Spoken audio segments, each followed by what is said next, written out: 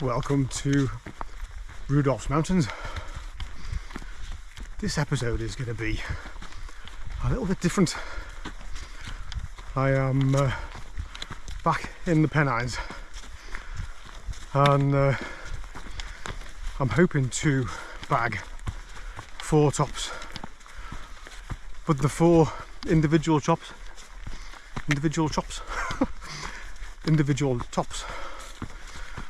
that we'll have to use the motorbike to get between, and each one is like an hour or so from the road. So it may be too much, we'll see. But anyway, we're starting the first one the day before for a sunset walk. Hopefully I haven't left too late.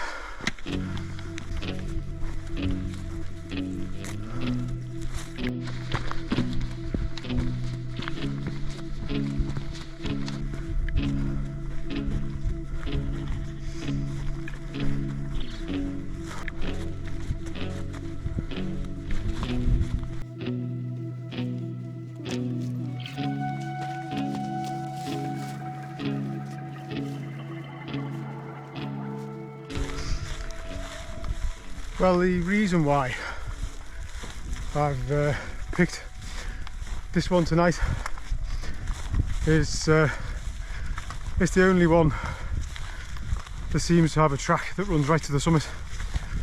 So coming down in the dark should be fairly easy to find my way back.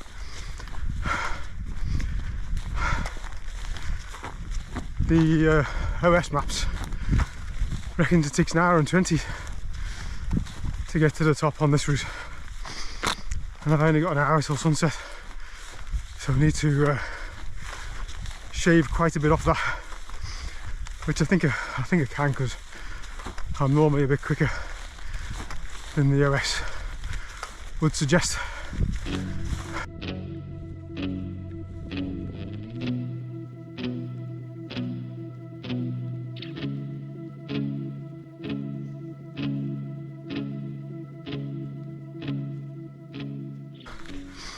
Onto the ridge line. The top is probably only 10 minutes away. The bad news is there's a group of 4 people I can see silhouetted on the summit, which is going to mean, unless they head off, I'm not going to be able to do any daisy footage. But let's see what happens. Wow, absolutely gorgeous up there. Apart from the midge, there's swarms of them. Come on, wind, need a bit of a breeze.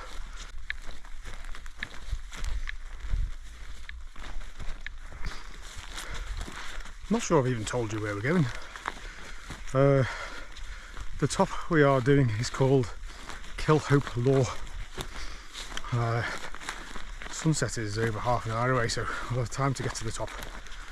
I'll give you a quick view from the summit, and then we'll go and see if we can find somewhere nice out the way to watch the sunset.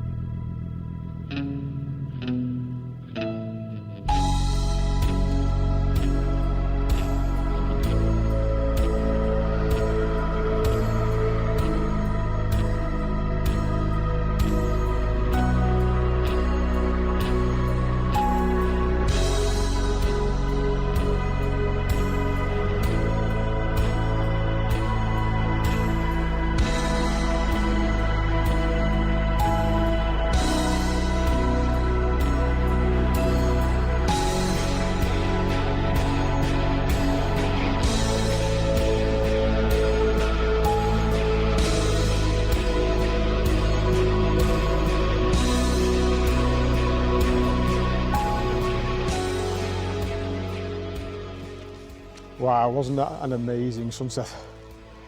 Beautiful, beautiful. So this is the trig point at the top of Killhope Law. Hope you enjoyed that little daisy tour of the summit. Now we need to head back down before it gets dark.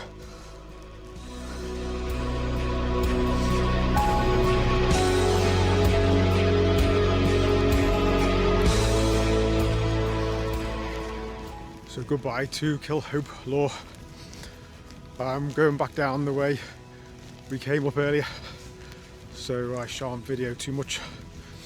I shall pick you up again in the morning when we head up top number 2. So yeah, see you tomorrow.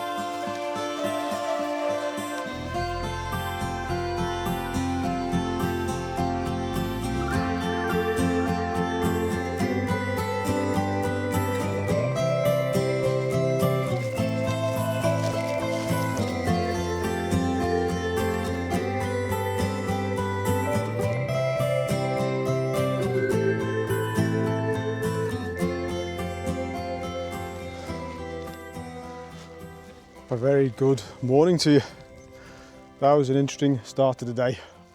I'd planned to be here, which is the summit of Flinty Fell. Huge dome top.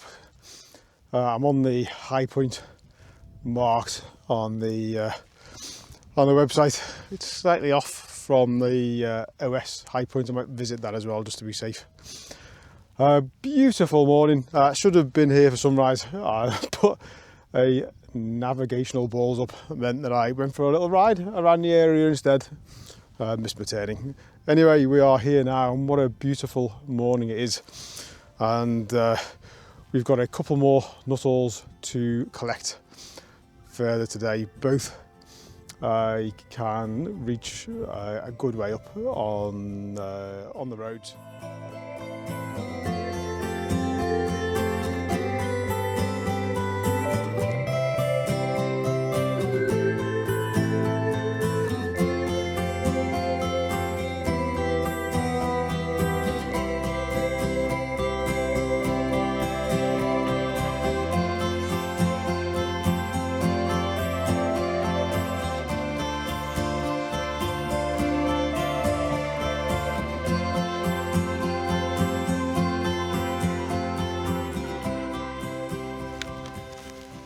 Thank you, Daisy, for that.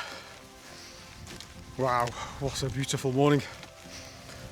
Right, let's head back across this top. A word of warning, there's drainage ditches dug into the top of this fell, and the grass has grown over them quite a lot.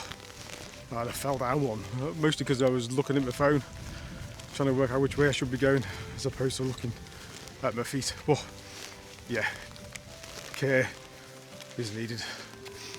Right, back to the forest.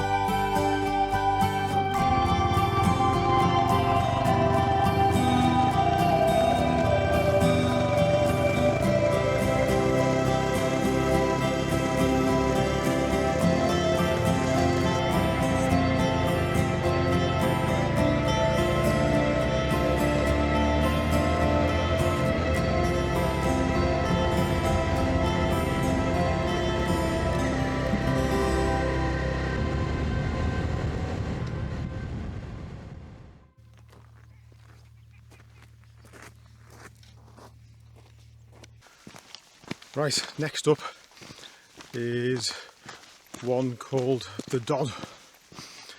There's a few Dodds about, isn't it? Anyway, this is the Dodd, and it's a couple of kilometres and a fair bit more ascent than Flinty Fell. Although to be fair, the terrain on Flinty Fell was tough. There was, apart from the forest section, which was boggy, there was no paths up on the top. It was yeah, fairly unpleasant. Let's see what the Dodd has to offer.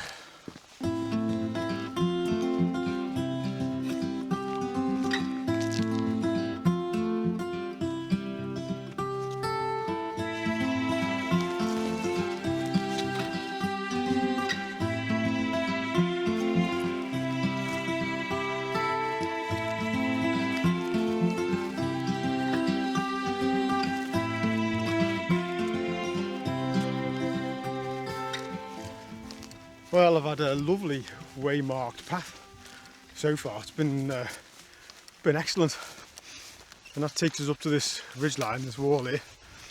That's where the way-marked path ends for me, and we do a right turn and head up to the top of Dodd.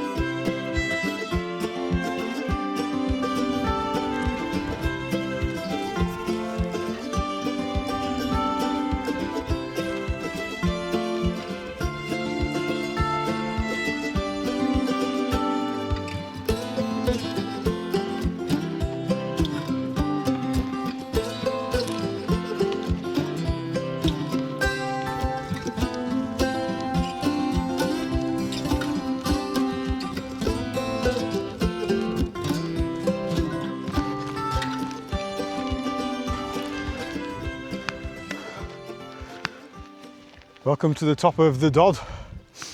Wow, absolutely beautiful up here. I had a great path nearly all the way in, and then just right at the end, last 400 or 500 yards, it went very Pennine-like into these peat hags and gruffs and heather. Anyway, really enjoyed that one. Shall we get Daisy out and have a tour of the summit? Go on then.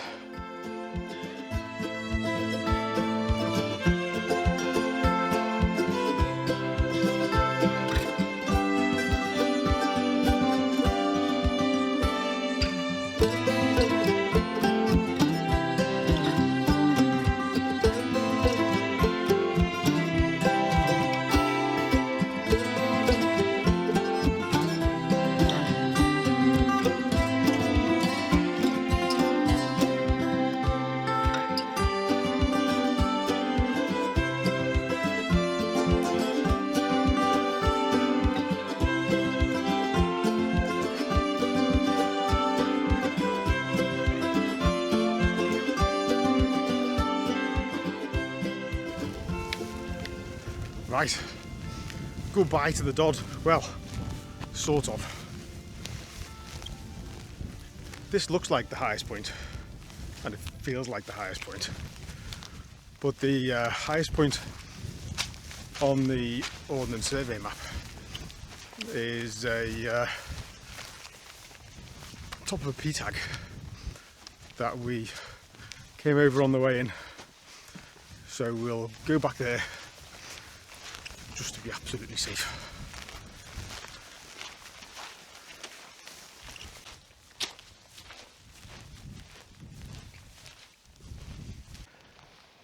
Right, this little tuft of heather here is the highest point on the hill bagging website. So that'll do for me.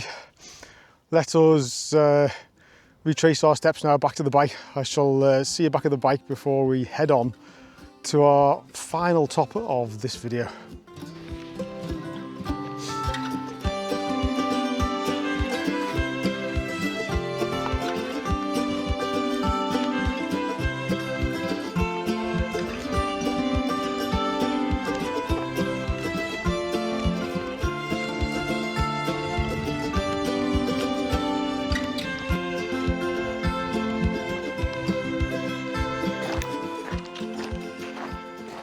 Back at the bike, that is the Dodd done. Next one is about 15 minutes ride away, so I shall see you over there shortly.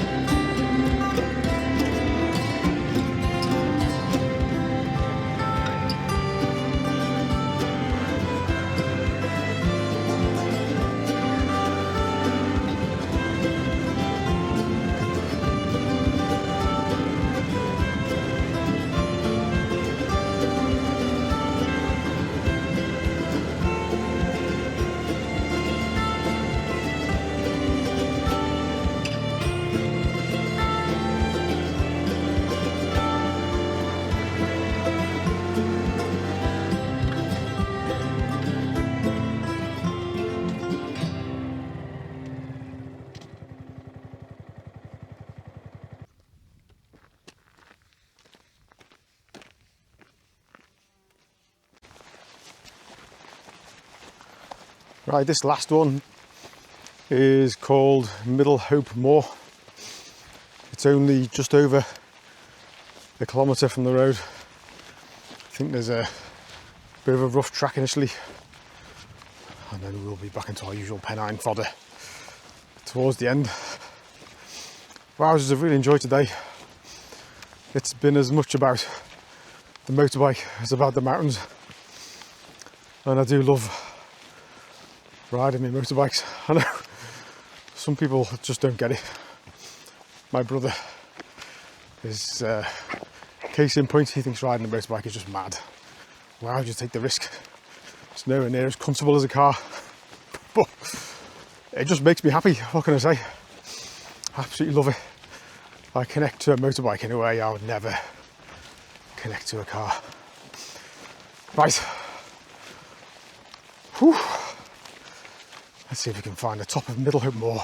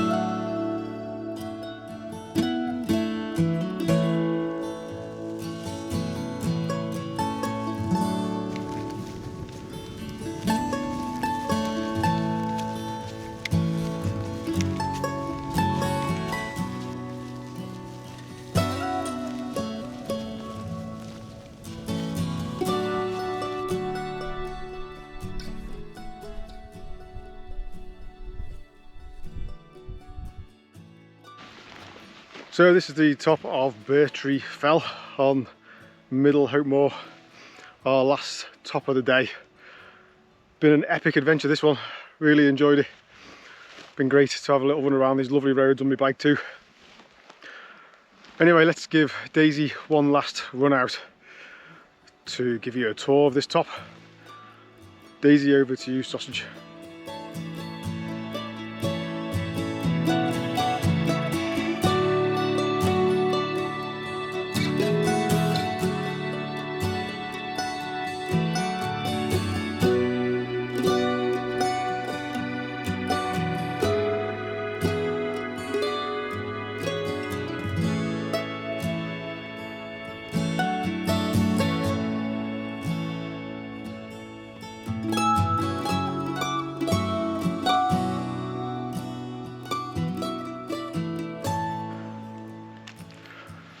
Thank you, Daisy, for that.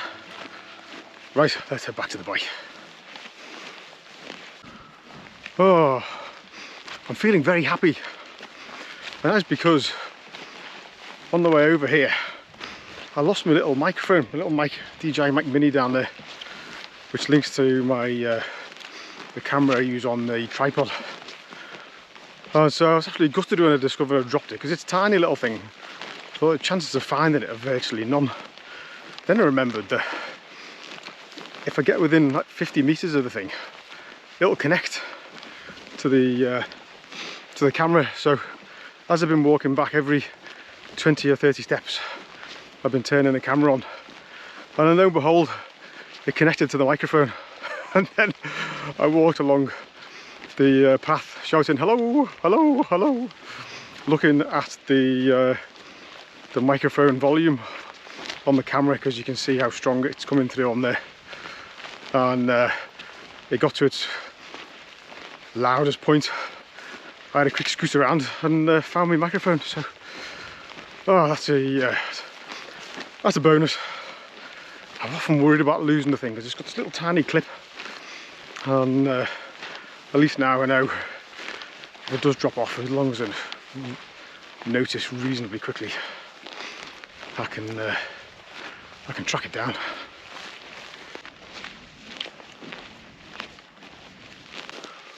Almost back at Berta, which is the name I've given my little motorbike.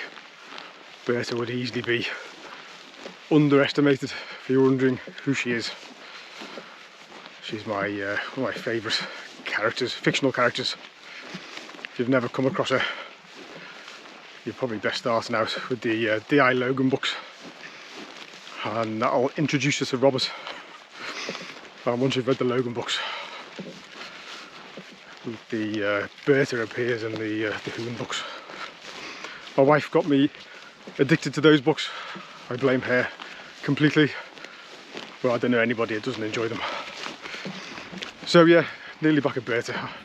Hope you've enjoyed this episode, a little bit different to normal, and I look forward to seeing you on the next one, all being well.